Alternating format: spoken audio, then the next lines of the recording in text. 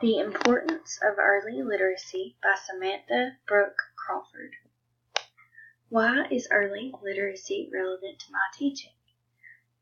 Well, I teach pre-K, and my students enter the classroom usually for the very first time when they walk into my room. And for some students, this is the very first encounter that they have with literacy as well. And those students who have not been read to, who have not had access to books, face a very severe gap between those who have been read to at home and those who have not. And I also feel that by completing this research that I can help maybe discover ways to help these students close the gaps in their literacy knowledge so that they can have the same opportunities as their peers. And this is also an important topic to me because of all the research that is done on the benefits of early literacy skills. The pros of early literacy is that it's one of the very best predictors of student literacy success. And the earlier that we can identify these at-risk students, the better. And by using these early literacy skills as a predictor, we can identify as at-risk students as early as preschool or kindergarten. Also, early literacy contributes to lifelong learning within all subject areas. It can help students learn phonics, vocabulary, fluency, and comprehension. And it can also help improve students' speech, vocabulary, and communication skills. The cons of early literacy, one is that students enter school on a broad spectrum, with a broad spectrum of literacy knowledge. Some students can read when they come to my classroom in pre-K, and some have never even seen a book, have never had any contact with books. And this poses a challenge for teachers, especially the pre-K and kindergarten teachers, because your students are on so broad of levels. Some have no knowledge, and some can read on their own, and it just creates a problem. You have to differentiate on a very broad spectrum. Another con is that students who lack early literacy knowledge have difficulty catching up with their peers who are more knowledgeable. Socioeconomic status can affect students' early literacy knowledge upon entering school.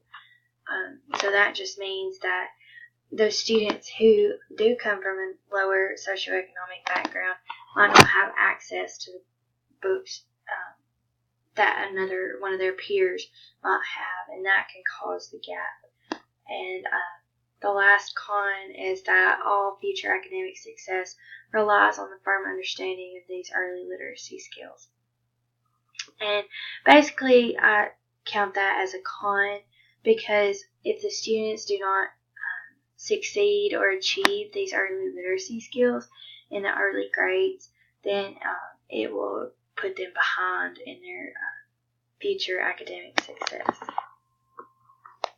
The national view of early literacy skills is that home experiences and experiences with trusted adults can greatly affect children and their early literacy skills. And that goes back to the, if a child has access to books or is read to at home, then they have an advantage over the students who have not been read to at home. And preschools or other early childhood educational programs can help better prepare students for literacy experiences when entering K through 3. Literacy skills in grades K through 3 are the best predictors for academic success. Because of this, 17 states and the District of Columbia retain students who are behind on early literacy skills.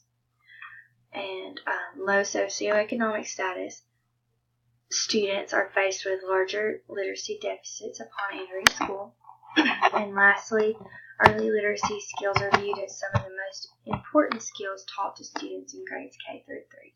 And like I said earlier, these early literacy skills, without a firm foundation of these skills, they really can't build on the blocks of literacy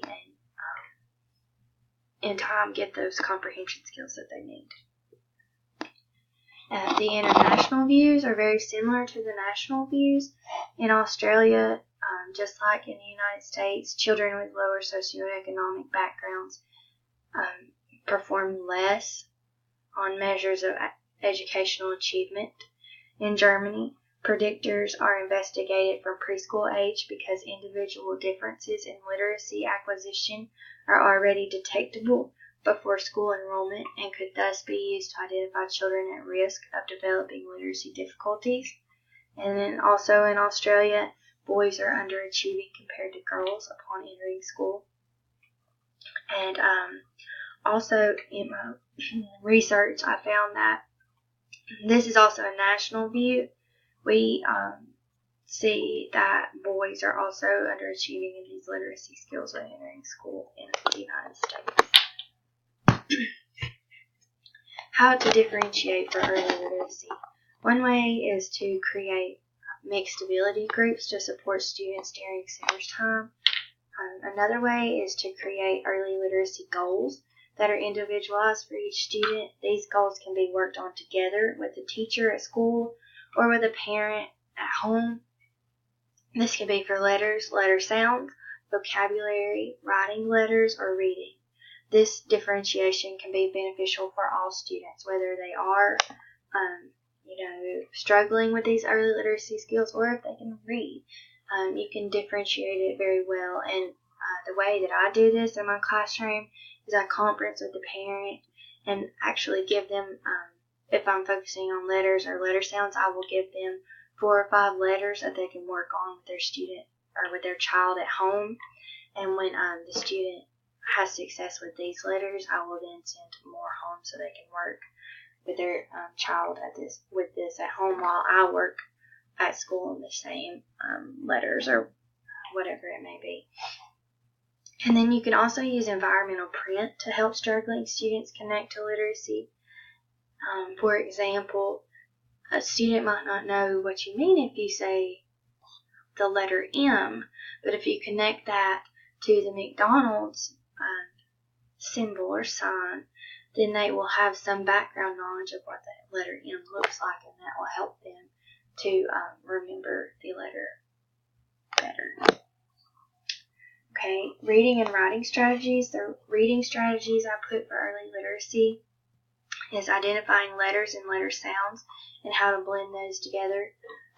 Teaching concepts about print, so the direction you read, where to start, end marks, how to hold a book, rhyming words and word families, and that will help the students identify new words based off of spelling similarities, and also vocabulary, and that's just identifying new vocabulary by using context, and this can be from hearing stories verbally or orally, or actually looking at the pictures and looking for clues within the pictures.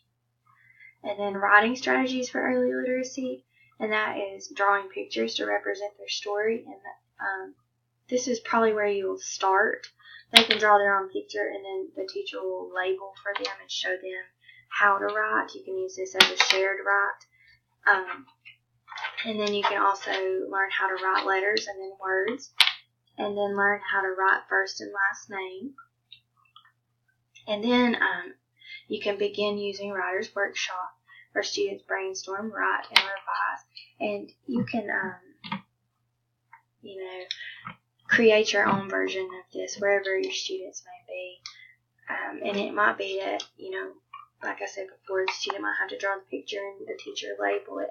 But as the students progress, you can give them some more leeway on what they do. Technology to promote early literacy. There's a few free apps or games that promote early literacy skills. And these games can be played at home or at school. And they are ABC Mouse, Starfall, and Super Y. And these really help with identifying letters and letter sounds, even rhyming words. And then Teach Your Monster to Read. I really like this one. It's a website or an app that can be played on any device. Teachers actually create their class and enter their students into the game. And you can actually choose how advanced you want each student to be. So it's like a form of differentiation in a way. The students create their monster, and then they start a journey to learn how to read. And all of their progress can be saved on this game so that they can either play it at school or at home, within the same day.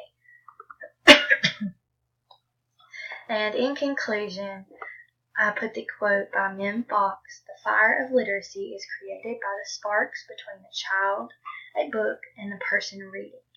And I have a video here, and it just should inspire us to, use those early literacy skills and teach that early literacy to our students and our own children.